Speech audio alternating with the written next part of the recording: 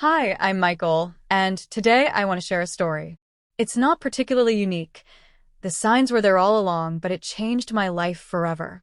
I hope it resonates with someone out there. It started like any other Friday night. My wife, Andrea, had her usual girls' night planned. I didn't think much of it, though I wasn't a fan of her friends. Two were single, two were divorced, but everything seemed innocent enough.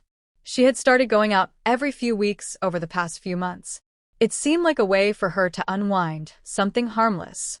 That evening, Andrea left the house around 7 p.m. wearing a tight red dress I hadn't seen her wear in years. "You look nice," I said, smiling. "Thanks," she replied curtly, barely looking at me as she grabbed her purse and headed out the door. It stung, but I brushed it off. Things had been tense between us lately. She'd complained that I didn't appreciate her, that I wasn't attentive enough. No matter what I did, bringing home flowers, offering to take her out, or spending time together, it always felt like I was falling short. I thought I was doing the right thing by focusing on work, trying to save for the vacation she'd been dreaming about. But every effort seemed to backfire. That night, though, something was off. Andrea never stayed out past midnight on these outings. But this time, it was nearly 6 a.m. when I heard her car pull into the driveway. I was on the couch, the TV muted, pretending to scroll through my phone. The door creaked open, and Andrea walked in. Something was wrong. She was wearing a loose black tank top and leggings, her makeup smudged, her hair disheveled. The smell hit me immediately, a mix of sweat, perfume, cologne, alcohol, and something else I didn't want to identify. "Hey," she said casually, as if nothing was out of the ordinary. I stared at her. "You changed clothes?" "Oh yeah. I spilled a drink on my dress," she said quickly, avoiding my eyes. "And you didn't think to text me? Call to say you'd be out all night?" Her shoulders tensed. "It was girls' night, Michael. Do I need to check in with you every 5 minutes?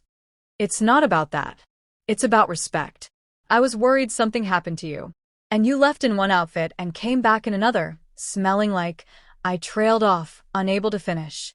Her face flushed, but she quickly masked it with anger. "Are you accusing me of something? Just say it." I stood, my heart pounding. Fine.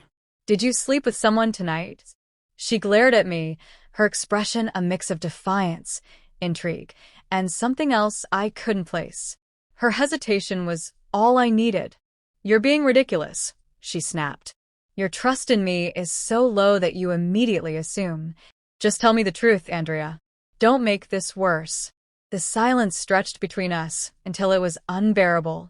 "Finally," she whispered, "it was just one time. It didn't mean anything." The air left the room. My chest tightened as her words echoed in my head. What? She stared at the floor, silent. "What the hell made you do this?" asked, backing away from her.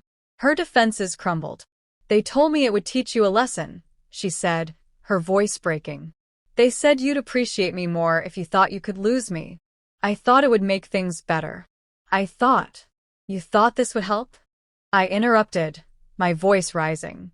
"Your friends convinced you that destroying our marriage was the way to fix it." She began to sob. "It didn't mean anything. It was just physical. I love you, Michael. Please, don't tell me you love me," I said coldly. "Love doesn't look like this. Love doesn't cheat and come home smelling like regret." Her tears fell harder as she reached for me. "Please, Michael. We can fix this." I grabbed my jacket and keys. No, Andrea. "I'm done." I didn't yell. I didn't slam the door. I just left. Moving forward, the weeks that followed were a whirlwind. I stayed with a friend and filed for divorce immediately. Andrea called, texted, even showed up at my office, but I refused to see her. Through her desperate pleas, I learned more about her so-called friends. They'd spent months convincing her I was the villain, egging her on until she made the worst decision of her life. The irony?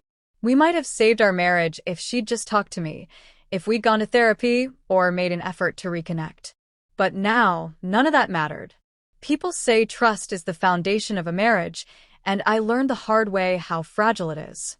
Once it's shattered, there's no going back. So here's my advice. Don't let anyone make you the villain in their story if you've done everything you can. Have enough respect for yourself to leave toxic situations behind. Thanks for listening.